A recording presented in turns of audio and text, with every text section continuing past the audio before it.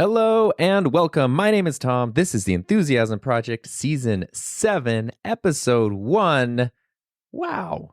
Hello. It's nice to see you, or at least talk at you again. It has been a while, and it's been a very exciting while. So right now for this intro, you should probably know, if you're wondering, I am recording this directly into the Rodecaster Pro 2, which is now a thing that exists that did not exist last time I recorded an episode. So we'll definitely need to be talking all about that in a future episode. And I've also gotten quite a few messages. Okay, I shouldn't say that. I've gotten a few messages sent to me through email and through the SpeakPipe link on highmynamestom.com. And we're going to get to those in a future episode as well. So if you still want to send one in, now's the time to do so. But today, I thought it would be really, really fun to kick off Season 7 with something really, really special and a little bit different. And that is, as you may or may not know, last week, Peter Lindgren from Sweden came to California and stayed with us for a few days, which was amazing and a truly just incredible, bizarre experience to be hanging out at home with my wife, who I met through YouTube 5 years ago, and now we're married and, we have our house together and everything. And then one of my best friends, who I met through YouTube from the other side of the world, hanging out together and just having fun and making videos and all that kind of stuff. It was a great, great trip. There were definitely some unexpected things that happened, which you'll hear a little bit about in this episode. And then more that happened after we recorded this episode that hadn't happened yet by the time we were recording. So that's what I'm going to share with you today. And to record this, we wanted to do something a little special. Initially, our idea was, since Peter had never been to a desert before, he's from the beautiful storybook land of Sweden, and I live in the Southern California desert. So we were going to go out into like a remote location just in the middle of the desert and record a podcast with like the sun setting behind, like a dusty mountain in the background. We spent so much time trying to find a location.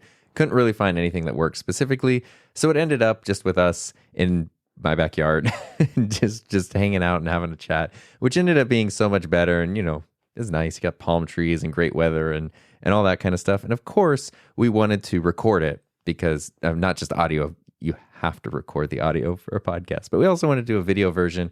So the setup is a little bit different and a little bit interesting. To keep it as simple as possible, basically, I just ran 2 PodMics directly into my Sony FX3, and that handled the video and the audio. I did keep the camera on manual focus so that the lens wouldn't be pulsing in and out at all while we're sitting down for an hour. And I did run the PodMics through boosters, which honestly, I'm not 100% sure that I really needed to do, but I did. So I ran them through, one was through a Clark Technic and one was through a Fethead. And that was pretty much it. So the reason I'm telling you that, well, there's 2 reasons I'm telling you that. One, if you want to see the video version, that is available through either my Patreon or through becoming a YouTube channel member. Links to both of those are in the notes to this episode, or you can go to patreon.com/TomBuck, and that's where the video version is. The other reason I'm telling you that is if you're listening, I actually think the audio sounds great. But if you're wondering, like, why does it sound like there's an airplane in the background, or, it doesn't sound like we're inside in a studio. And I think the audio quality is great, and I'm very happy with it. And it's kind of a cool proof of concept thing of like, hey, with just the FX3 and its audio handle, you can run microphones directly into it and do like a quick video podcast on location without needing any extra audio gear. That's pretty cool. But, if you're wondering why it sounds the way that it sounds, that is why. And I actually think that it sounds pretty great. And it's also a super fun chat.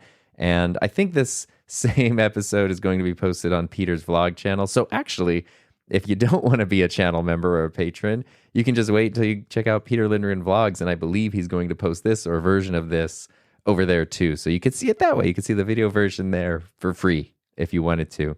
And that's pretty much that. I'll just dive straight into that. And then we'll be back next week for a more traditional Enthusiasm Project episode. So now enjoy my chat just in the backyard on a very hot summer, late spring day with Peter Lindgren.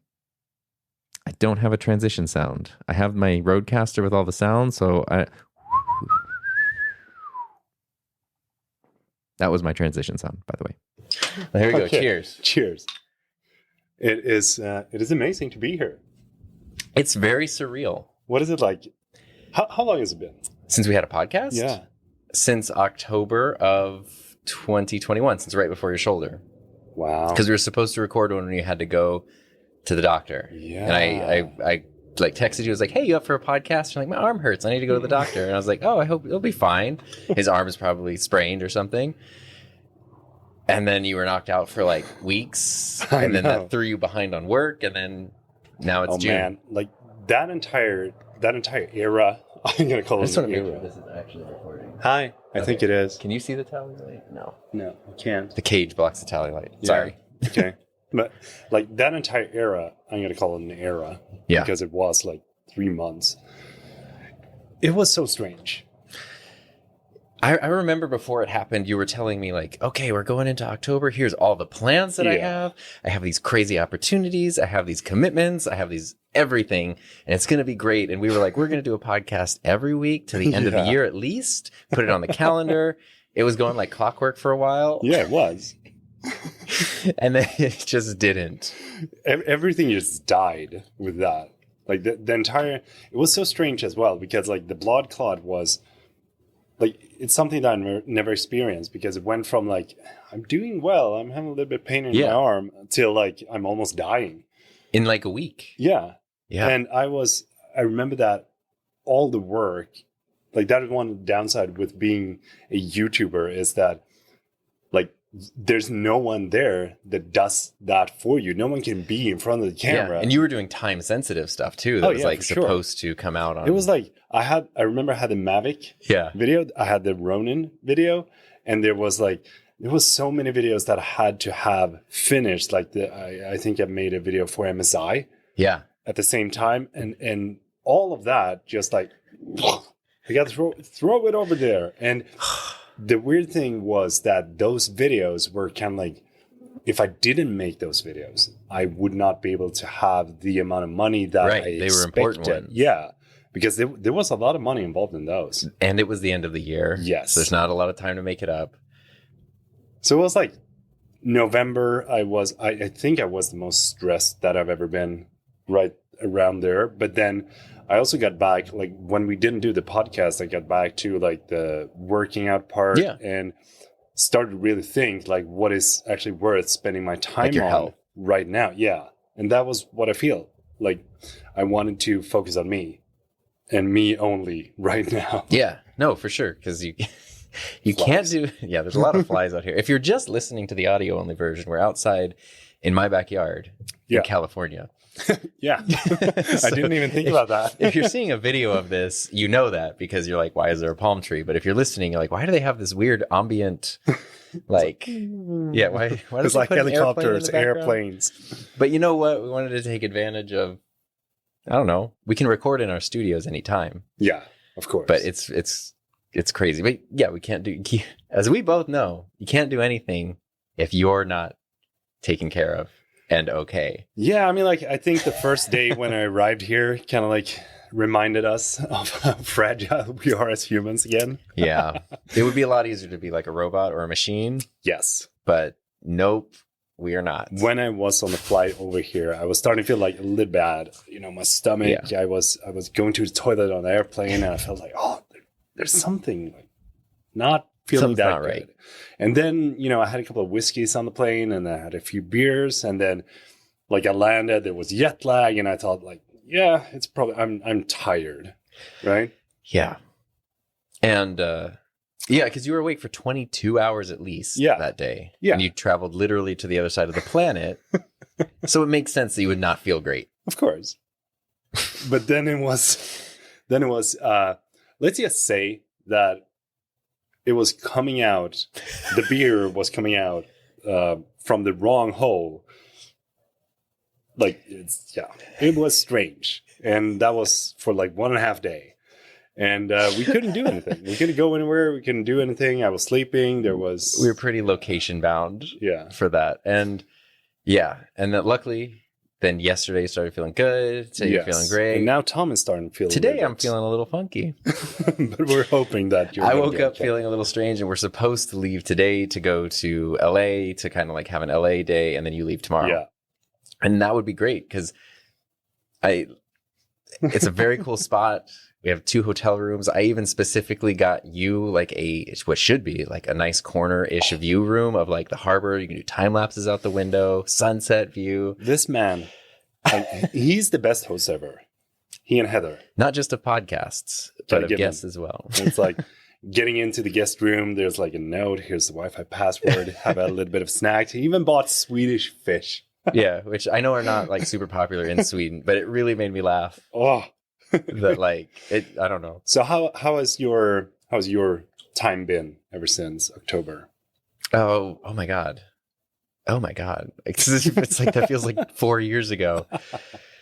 I mean, it's been great. Like it's been because it officially passed 1 year of working for myself. Yeah. Of not having a regular job working for myself. Yeah. Because when you start, it's like, okay, maybe I'm just riding some momentum and this is going to fall apart after 3 months, but it's like, now it's well over a year. And that's huge. And so that feels really, really good. So right now you feel like you do not want to go back. I don't know. There's no wood here to not, but something would have to go really wrong. Like that would be a desperate situation. I don't think Heather would let me go back to what I was doing before. But yeah, and it's so crazy too. The thing I've learned, I guess, this is actually an important one, is people see what you're doing and they want you. You know, I'm sure you get like job offers from time to time where people are like, if you want to come with us, for sure. And that feels really good, especially in a world where that's not something you can always get. And so I always politely and gratefully say no, because some of them are really cool ones where if I had a different job, I would be like, yeah, I definitely want this. But with what I have now, the answer is no. But it's nice to know there are people who root for you. So if things go wrong, they don't want you to fail. They would help you not just fall to like... Oh, yeah, for sure. And you said like the job opportunities, coming in. And I think that one of the things that I've realized is that as long as I'm seen, like on YouTube, on Instagram, there will be job opportunities. There will always be someone that's saying, hey, we need someone to film this client, or we need someone to help us do this client video. Yeah. And I've realized that as long as I'm active, the jobs will be there. So if something it's like a safety net. If something were to happen, I mean, like you would be good. Yeah. So that's that's been a cool realization. And and so the past, since October, it's been working on a lot of that and just trying to be as good as I can be and get better every time and all that kind of stuff. So it's been great. That is awesome. I feel like there's a nice rhythm and a nice, so sustainable rhythm. Yeah. That's so good to hear. So how about I know there's a lot to catch up on. Oh, yeah. We've been talking for like 3 days and there's still a lot to catch up on. Yeah, we should have just been recording in the car and stuff the whole time. But now we're out here. So how's America? I've been here once, 17 years ago. And one of my most vivid memories, I told you the other day, is like someone throwing rocks at me from the public transport in San Francisco. It's not a thing that we normally do here.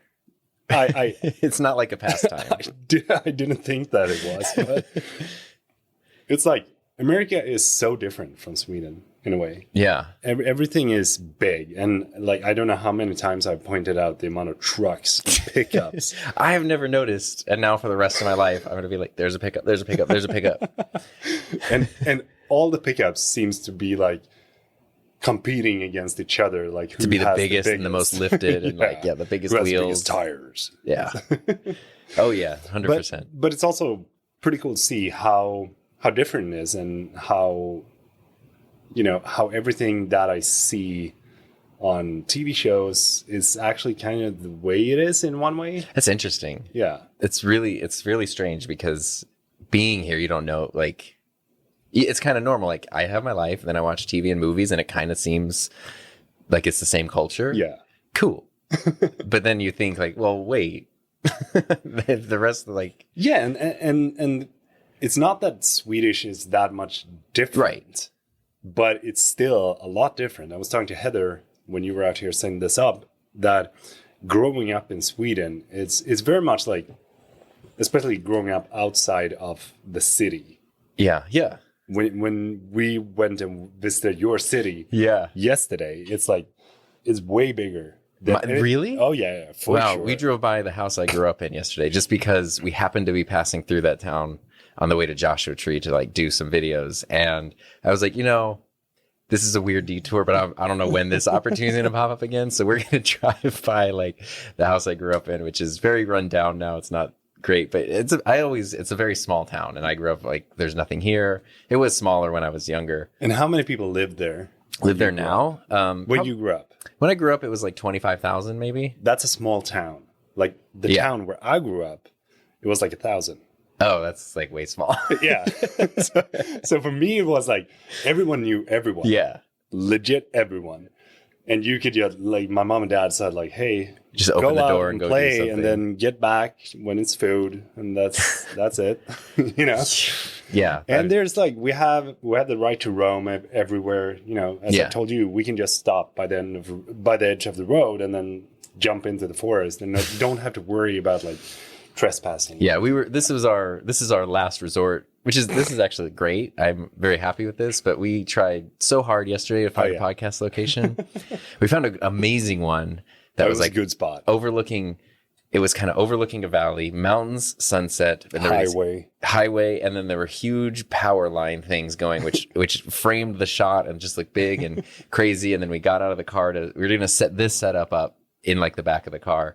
And as soon as we got out, we just heard,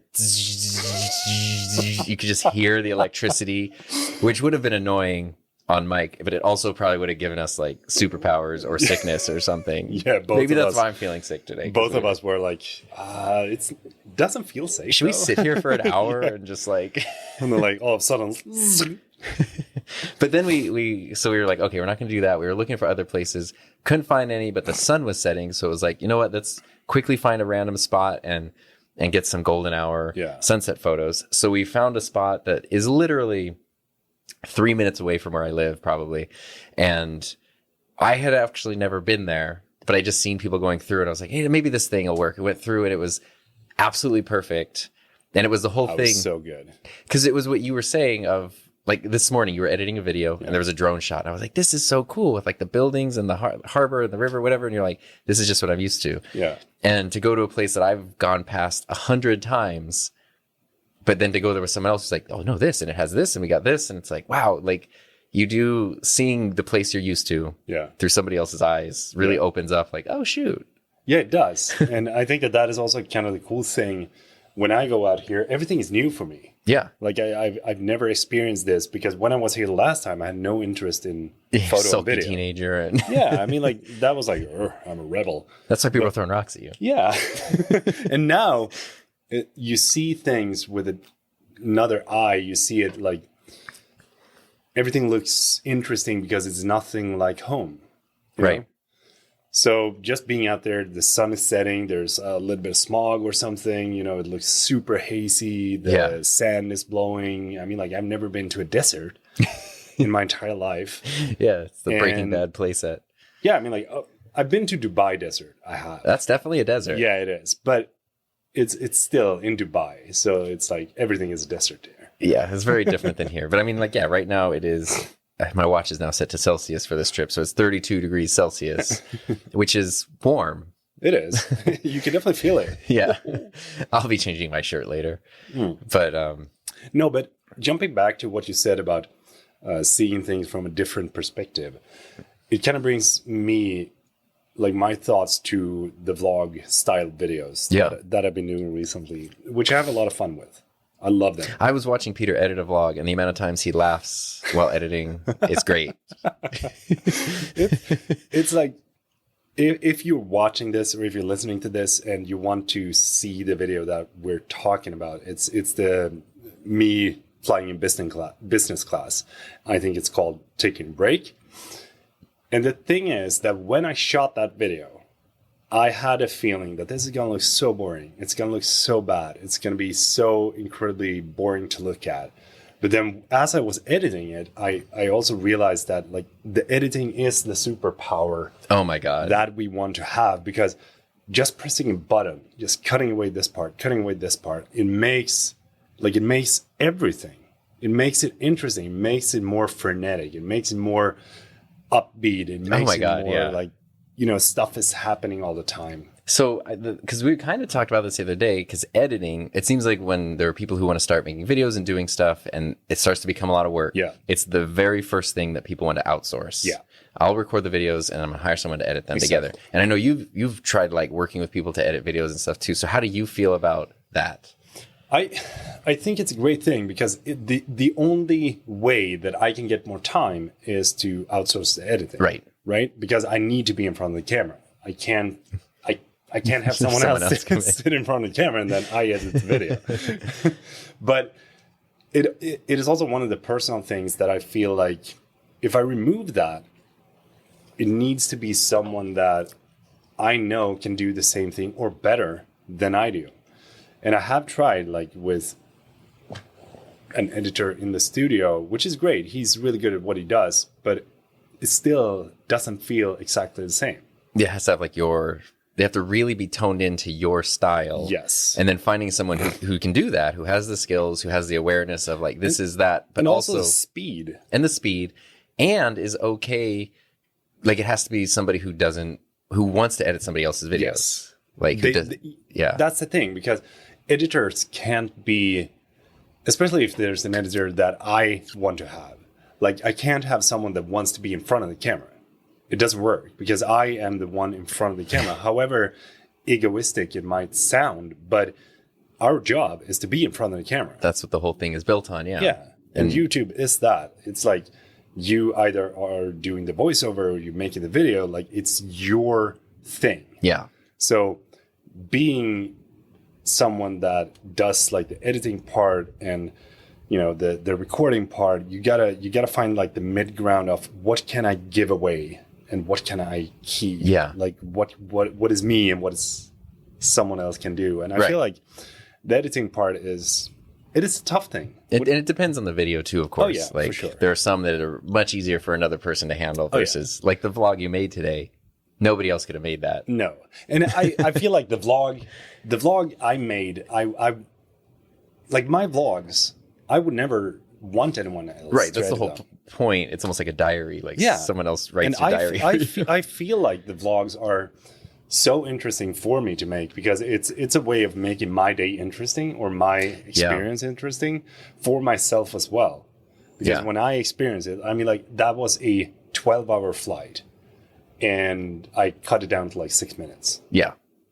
And yeah, I mean, there's that part of it. And there's a part of it gives you, because even though I don't make a lot of vlog videos or anything anymore, but early on in my channel I did. And it built something in that is still there where you just start looking at things differently because everything is like, what's interesting about this? How could I approach this? How, like, you just start, which makes you more aware, actually. Yeah, for sure. Because you kind of think like if you're out filming something all the time, you're going to be disconnected from what you're doing. But in a way, it almost makes you more connected. Yeah. Because you're like hyper aware of everything and every possibility. And that it's kind of cool. It is. And I think that when it comes to creating videos, it's very easy to get caught up in that you need to have the latest and greatest gear. You need to be like we talked about this yesterday, having a story. You need to have like the best subject that you create your vlog around. Yeah. No, if you want to make a video, then make a video. You don't have to know what the video is going to be about because as long as you're practicing the editing part of it, you're going to be able to find what the video is about when you're editing. And that was the key thing, because that's what you said when we were talking yesterday was if you want to do it, not like, okay, I have to do something today. And then you're really forcing things. But if you're like, you have the urge, like, I really want to make a thing. I want to do something. And then, like you said, you just jump into it in the morning and you're like, I don't know what it's going to be. But by the end of the day, it just turned into something. Yeah. And all my videos, not all my videos, but all my vlogs, I'm going to say starts out, not what you see, but what I record. Yeah. It's basically at home in the morning. Me just boiling eggs or talking to the camera, brushing my teeth, whatever it might be. But I think that when you get into the habit of recording in the morning, then you also don't feel stressed because when you get towards the end of the day, you do know that you started recording in the morning. So you have like 1 hour of footage. Yeah. Right? No shortage. Yeah. And that's It's stressful when you have too much and you can't, like, it's almost too much to go through and piece together, but nothing is worse when it comes to editing than like, I just don't have, there's not enough here, and it's not something I can go back and like fix. Oh man, when I was down with Peter, like I was feeling that the entire time. I'm like, should I be recording right now?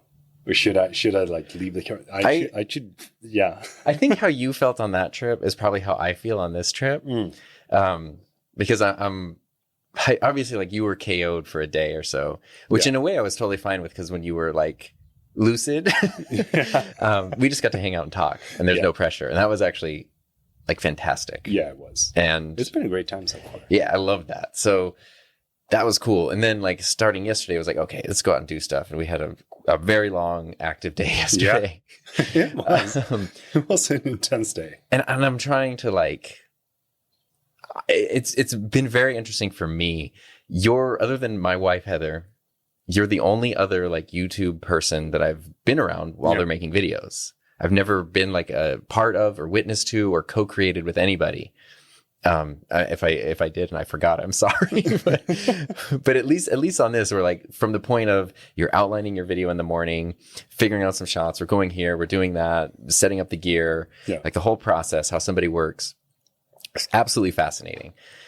That's cool. It has also made me I don't know how to describe this, and this is a good thing. This is a good learning experience for me.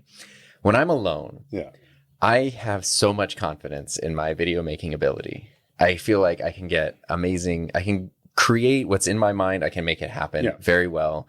I have a lot of fun doing it, but I'm mostly always by myself, whether it's inside, outside, whatever, and I can make it happen. As soon as eyes are on me or there's something there, I like, there were times yesterday I was like, Tom, do you know how to use a camera? Have you focused the lens before? Like, do you not? And it's just because I think I was getting so like nervous or like, because I have no problem admitting, and this is actually a great thing, your video photo skills are beyond mine. And it's really cool to like, it's really cool to be around somebody who's better at what you do than you are. Yeah. Thank you. First of all, no, I don't mean it like that. It's more like I've been doing. You put in a lot of time and reps. Yeah. And I've been doing like video a lot. Yeah. The years I've been working with cameras are longer, but the hours I don't think are longer. No. And the amount of videos as well. And the amount, like the amount of videos that I've actually published to YouTube that I've shot, videos practicing the poker B-roll, the whole process, like everything, it adds up. And I think that is like, there's so many people that don't value that aspect of it, because even though you don't get a lot of views, like the practice, every skill you build, every skill set, you're going to get better at shooting stuff. You're going to get better at creating the videos that you want to create. And people say, oh, it's so hard to vlog. Of course it is. Like, otherwise everyone would do it. I mean, like, it's hard to vlog, and everyone is looking at me or Casey. Now I'm like doing super comparisons here. I'm not going to compare myself to Casey, but everyone was looking at Casey. Right. And they had him like with his time lapses and tried to do the exact same thing. But then again, that is the issue. It becomes the exact same thing. Right. So you got to find what works for you. And for me, something that I've realized is, for example, when I'm shooting a vlog, I've started to use a little bit more POV style. Yeah. Right. So the POV makes it more like I'm seeing what Peter's seeing. PLPOV. Yeah. It's like Pulpov. Yeah. And because you get inspired by other things and you take those and you try to do your version of it, but by the time you take what somebody else does, do your version of it, smash it with other things, then you have something that's different. Yeah, and it's the same thing with the time lapses. Yeah. I love the fact that Casey has time lapses in his videos. So I'm like, how can I apply this to my videos?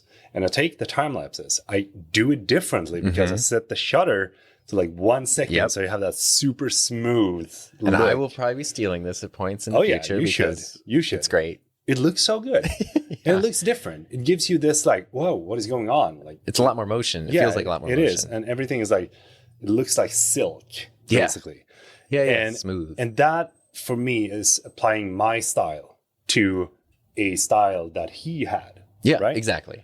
So when someone is doing the poker B-roll, when someone sends me a video of, hey, we did a copy of this, and it is the exact same video. Right. I feel like it is great. I'm sure they learned something by making it. They learned something and it is great, but why didn't you apply something from your own head, like from your own ideas? Because you set this entire thing up.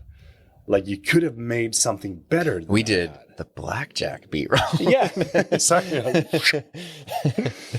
No, but I think that is very important when it comes to making videos. Like don't be caught up in trying to do what everyone else is doing, because it's just going to be a copy of. Yeah.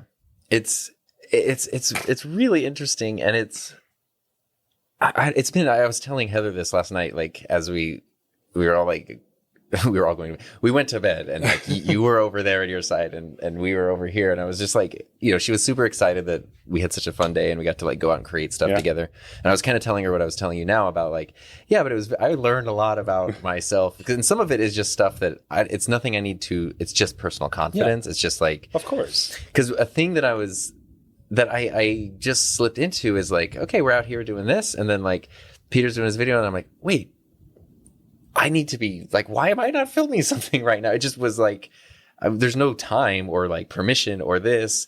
And then feeling confident in, even if there was something that I do a little differently, that's okay. Yeah. Something that, whatever it might be, a setting or a technique or whatever, like you do yours your way, I do mine my way, and both are fine. Of course. And just getting comfortable with that. And you kind of helped me, because you said something.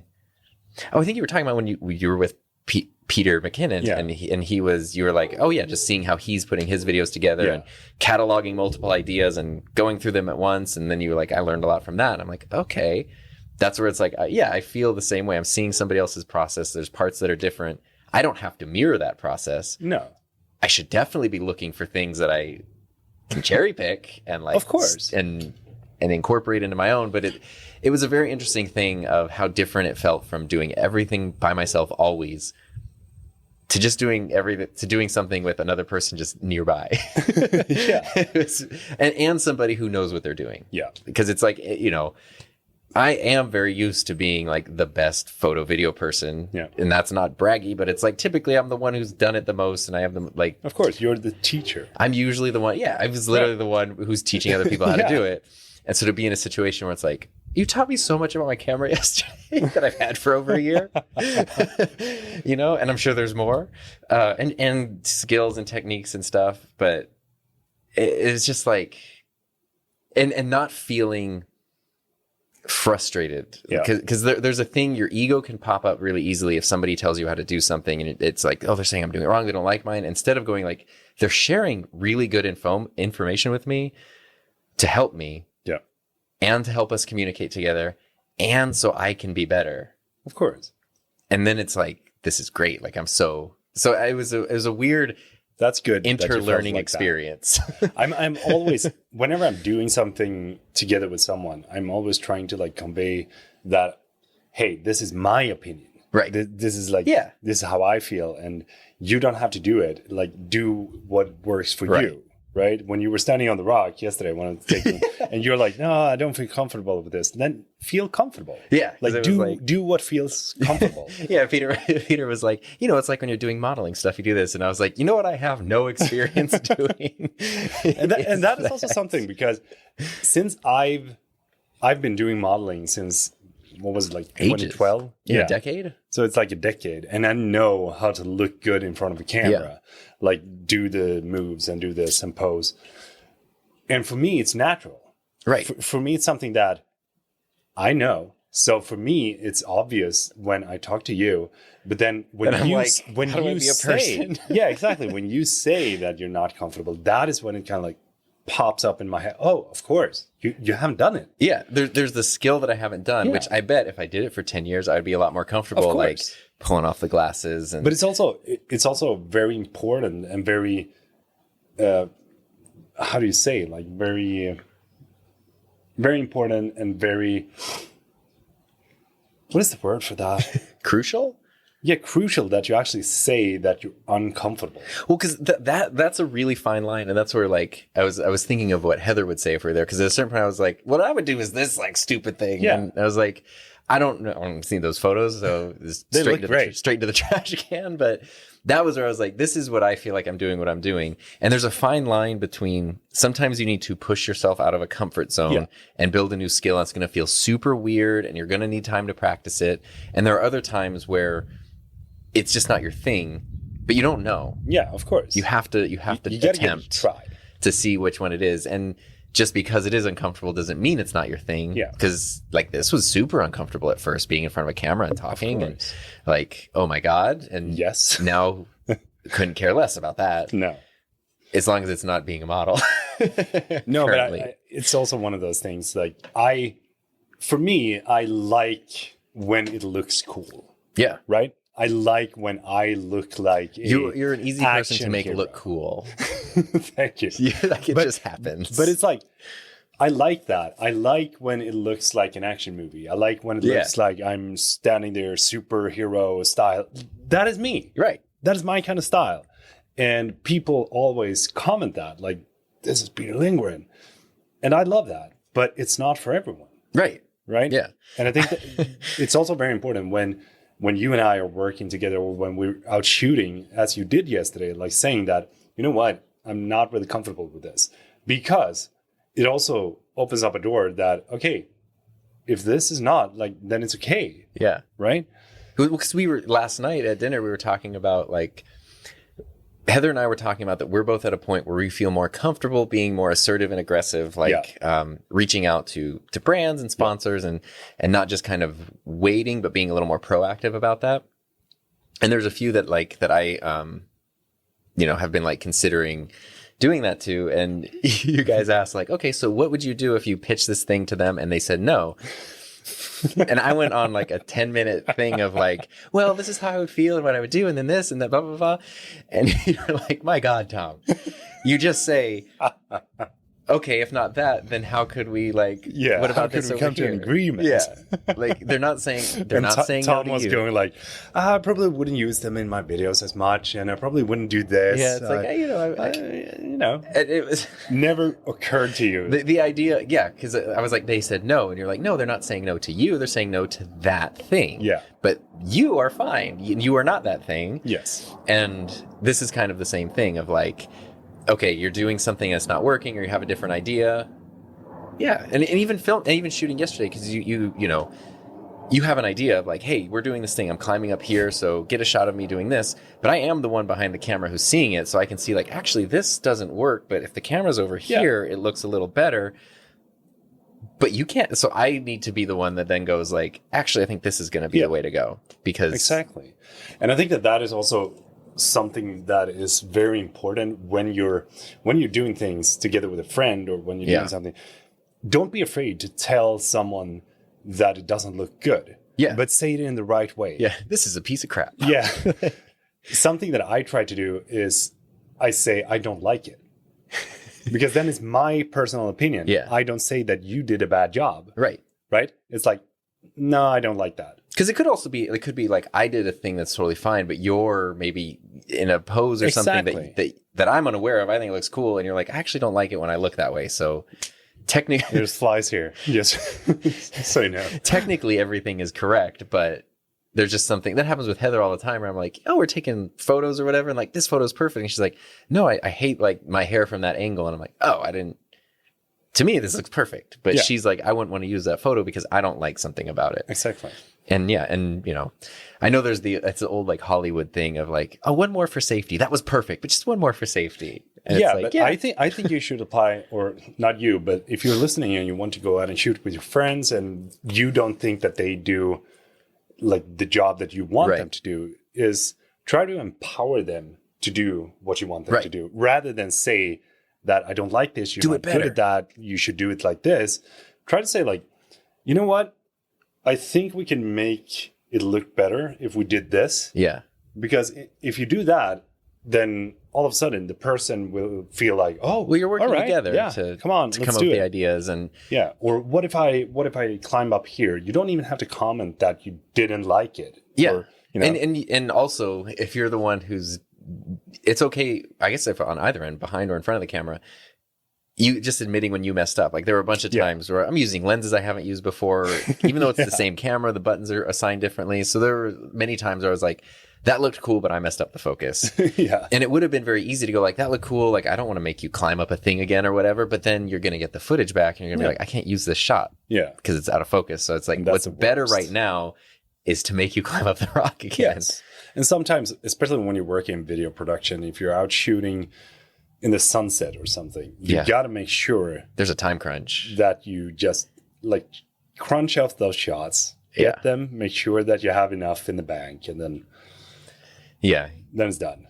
It was fun. So like, it makes me really want to be able to like have that opportunity more. So if you want to come around the world repeatedly, I would love to come over again, because I feel like this trip in one way it was like it started off bad. It started off good, but then like the beginning of it, day two I got a text message. I was like, just a heads up, I'm feeling a little funky. I was like, I was in the bedroom and then like texting Tom, who was literally outside. I was in like the living room or out here or something. Oh god damn.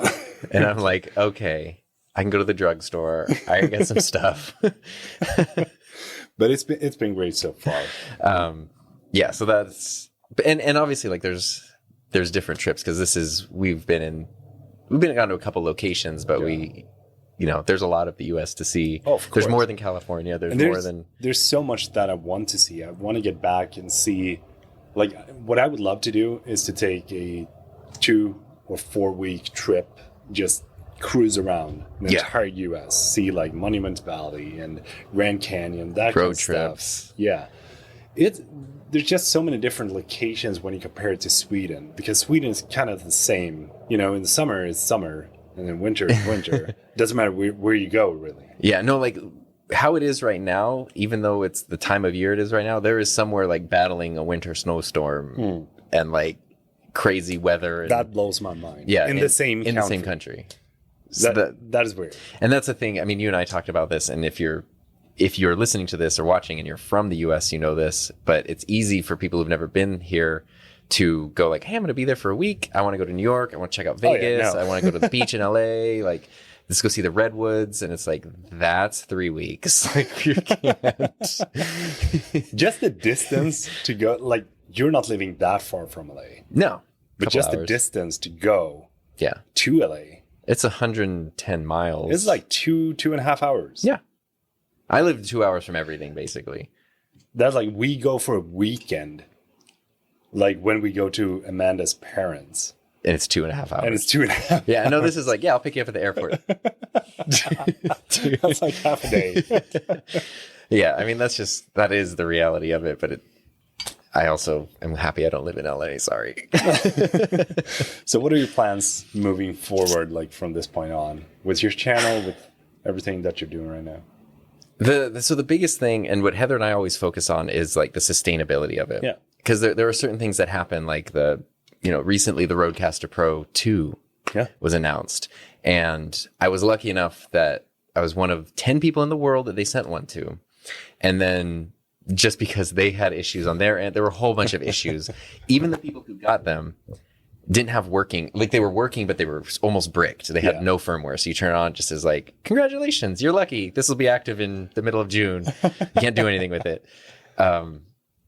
And Rode obviously was kind of like, well, geez, we don't want that to happen, but we don't want to send out a bunch of like beta firmware to people. And then they see something that's just when you do beta firmware, it's just something that's going to be fixed, but somebody might take that as like a problem, even though it isn't. And so they were like, okay, Tom, can we send you the beta firmware? And then, you can use it. You can use it. You understand what beta firmware is. And then at least you can get a feel for it and start sharing a user perspective instead of a company perspective. Oh boy. And I was like, the dogs are like, and I was like, of course I'm going to do that. But that meant outside of the factory, I'm the only person in the world with a working one, which is nuts. And also, obviously, I'm like, I have to take advantage of this because that's going to disappear very quickly.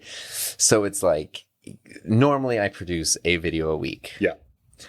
last week I did 3 plus 2 streams and like a podcast. That's and on top of that, like I think I had like 3 client calls, and it was absolute insanity. But it needed to happen. It was really good for the channel. It was like a moment that you have to seize. And I know if I could do that, if I could operate at that level every week, things would grow like crazy and I would die in 2 months. So it has to be like the sustainable thing of, okay, there are certain things I know I can do that will help growth, but I also want to keep wanting to do this in 5 years or as long as possible. And me just destroying myself and burning myself out isn't the way to do that. So there are times when you need to push and crunch and times when you need to like stick to the routine. And I'm kind of feeling that out a little bit. Yeah. And being more aggressive about, not so much aggressive as comfortable with reaching out, which I've really been trying to practice because you've helped me a lot. Thank goodness. Like if I ever have questions, I can just text you like thinking of this, is this okay? Whatever.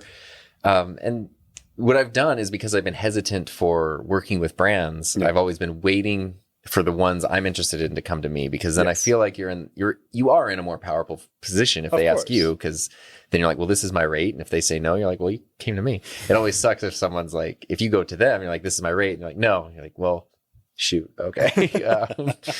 Now they're in the powerful position, but so many people would never even know that it's even an option, you know? No. So reaching out there's lots of people you have relationships with that you've known for a long time, and being comfortable going, hey, I have this idea, or like, you know what I've been doing for years. Like, I think it's a good fit for us to do this. And it's a win for everybody because it helps me continue to be like independent. It helps you as the brand. And because it's something that fits, it actually helps the viewer. It's not just forcing them to sit and watch an ad for something they don't care about.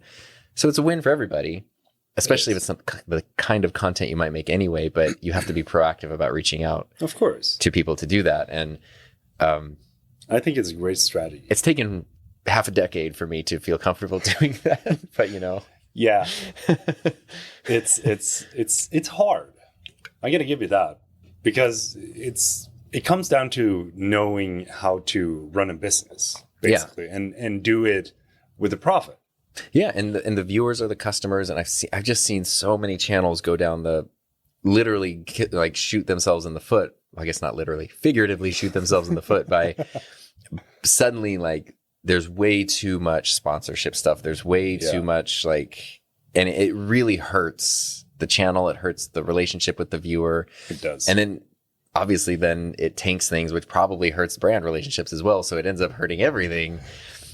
But doing none of that is also kind of dumb, because you have these opportunities and you have and you've worked hard to build something that has a value. So just throwing that away is stupid too. Yeah. So there's a balance that everyone has to strike for themselves. It is. And in the beginning of this year, I signed a deal with a company that allowed me to secure the entire year. And it felt so good. Coke Zero. No, I'm just kidding. Fat Tire beer. Thank you. No. But it feels so good to be able to know that, okay, this amount of money is coming in as long as I make this amount of videos. Yeah. And then you don't have to rely on affiliate sales. You have a safety net. AdSense. Yeah, exactly.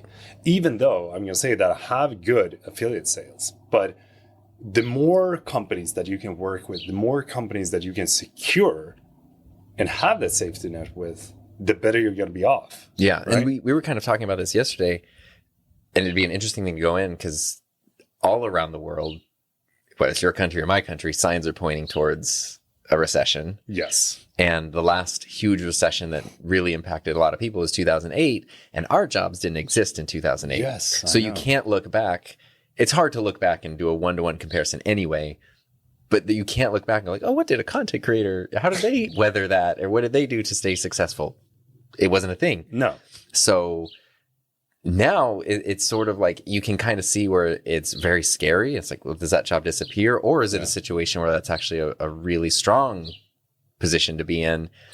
And I can see arguments either way, but it's something that's really important to be aware of. It is. Because something has to be changing soon. Yeah, but I was actually reading an article yesterday about this exact topic, and looking at all the different statistics that the bureaus and newspapers have put together, they think that like influencer marketing is just going to grow.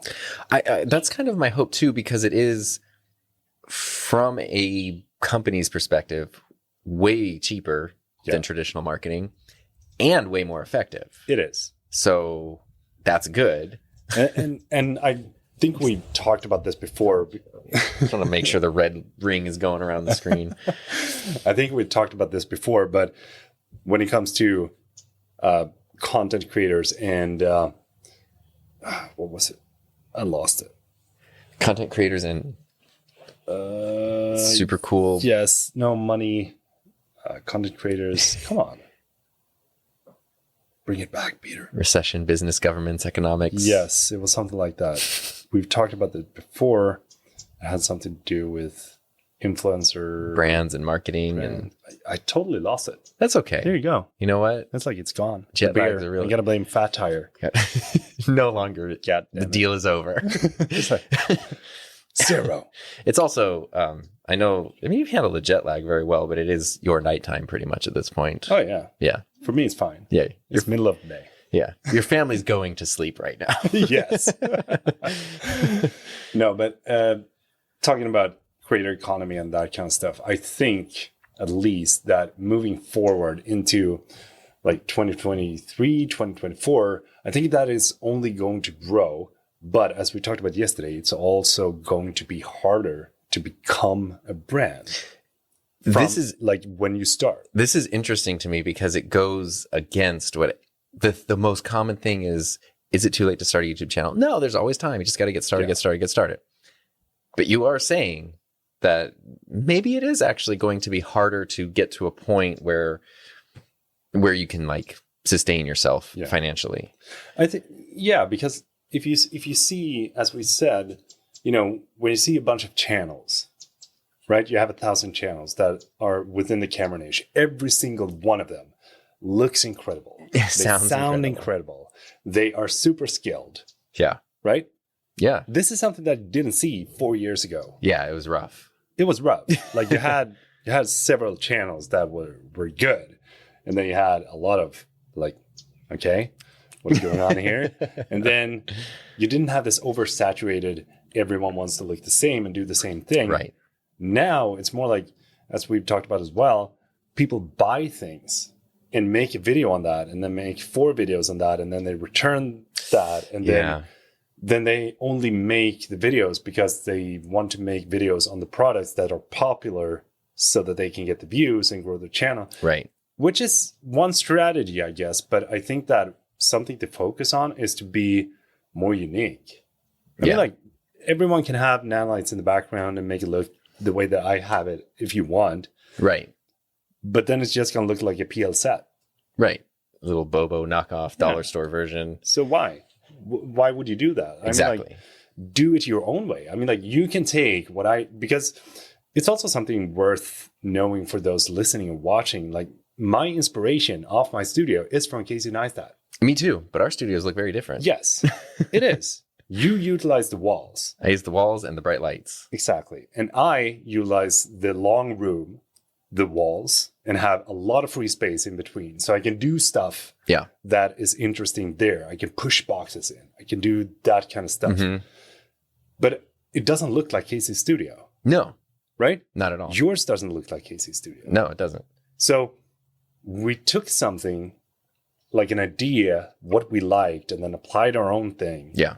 And then we ended up with something that people think is kind of iconic, but now it's our thing. So if people like, if you want to start your own thing, then make sure they take the inspiration, but don't do the same thing. Because so Casey's studio is what drew me to his videos initially. Like they were popping up and I just wasn't watching them because it just seemed like the thing that was super popular. Like my high school kids liked them. And I was like, I don't need to watch like a prank channel or something. I didn't know what it was. And then I finally watched one. It was him in his studio talking and he's good, obviously. So the video was interesting, but the studio was fascinating to me because it looked like a place where when the camera was off, he was still doing stuff. Yeah. Like he's working on projects. He's making like, and that was really interesting to me. Like you're in somebody's space. And there's definitely a difference between something like that versus a set where it's like we're going to build these shelves. We're going to put decorations on them. We're never going to touch those things, which is also, there's nothing wrong with that either, but it's a very different thing. And so what I liked was, okay, I want to make something where it feels like you're in a space that I do things when the camera's not running too. And then that was just my office where I did work and I played music and I did all that kind of stuff. So it's like, oh yeah, come in here, hang out in here, and that's where I'll make the videos. Yeah, and that ties in with like the unique thing, because you have all these things that you like. You have all these things that you do when you're not making videos. Right. So tie those things in, like to your set. Like, what is the personal things that can be you in the background of your videos? Yeah, it doesn't have. Yeah, the vast majority, at least up until recently, have a drum set in the back. But I'm not a music channel. Even still, most of the background is like guitars or amps or whatever, and it's like I don't talk about music basically ever. No, but it looks cool and it's fun, and when you watch it, it kind of, I don't have to say anything about it, but it gives you another side of me as a person, and that's cool. It is, and I think that, like, for those listening that wants to begin their journey, it's not impossible. Like, just because we said that, it's going to get harder and the market is saturated, because it doesn't matter how you see it. Every market at some point does get saturated. Yeah, everything it matures, it plateaus. Yeah, it happens. And then a new company takes over, and then this and that happens. So, like, if you're starting out, there's no yes or no that you're not going to be successful or that you are going to be successful. But I think, my personal opinion, I'm just saying this, right, is that you got to be more unique. You got to be you. You got to be like, what can you bring to the table? To YouTube. To YouTube. It's right there in the name, right? God. The puns. I love them. That's why Peter really got sick. It's like, no, but just think about that when you're starting out, because you know, if you're trying to be Peter Lindgren or Tom Buck, then it probably will not work. You have to lean into the things that do make you stand out. We were talking yesterday. I was watching an old video that was related to one we were working on yesterday, and it was a really solid video. Like, it's a very clear, well-produced. It's a good video. I'm confident in that being a good video. There's no personality in that video. It's from 3 or 4 years ago, and it is just, this is what we're talking about today. This is what the thing is. You just need to do this and push this button and put this over here, and then it will do that thing. Cool. I have the information. But kind of anybody could give that information out. Yeah. I mean, I guess it takes a skill or somebody to make it clear and stuff, but a lot of people can do that. What can you do that makes it so nobody else could have made that video? Yeah. And then it's worth noting that it requires a lot of practice. I mean, like, sitting in front of the camera like this, talking to it, being just comfortable with the camera rolling and not thinking about your mistakes. Yeah. It requires a lot of practice. It does. Oh my gosh. Yeah. So people, most of the time, it's like one of the recent things that I've been thinking about is people saying, okay, so, you're doing YouTube, like just recording yourself. Right. Like, so easy. Here, take the camera, do it. It's like, people are going to be like, well, that goes back to the idea of, when somebody says something negative or critical or whatever, you know, this video sucks, you're bad at this, you need to change that. There are people out there who are just unbalanced. Yes. I can't help them. But there are also people out there who will be critical, will do that because it looks so easy. This is just a guy sitting in a room. This is just a guy walking around with a camera, filming his hands or whatever. And it's like, I think that the vast majority of people that say those things, if they shadowed you from the process, from the outlining process to the getting out, making the video, putting it together, putting this video together while also simultaneously getting this video going over here, stressing about, is this good enough? Is that good? Should I do this? Okay. The thumbnail, putting it up, that whole process. Nobody could then would say something bad about it, because they would see like, oh my God, like even if it's not for me, even if the final video is not the video that, like, it's not a video I want to watch or anything, it's still like the respect that you have for, it's like, I don't like this food, but I understand why other people like it. And I understand the skill that went into making this dish. It's just not my favorite meal. Yeah. It's the same thing. Yeah. You don't go to the restaurant and then you get like your plate of food and then you say like, oh, so you're just cooking food, huh? Yeah, I have a kitchen. I could just cook food if I want. I can cook. Yeah, I have a stove. It's like, yeah, okay, well, I'm not a 5-star restaurant or whatever. Yeah. Why not? I always think about that when you're starting out. It's one of those things that I would have loved to have that in my mind, that it is hard sitting and talking in front of the camera.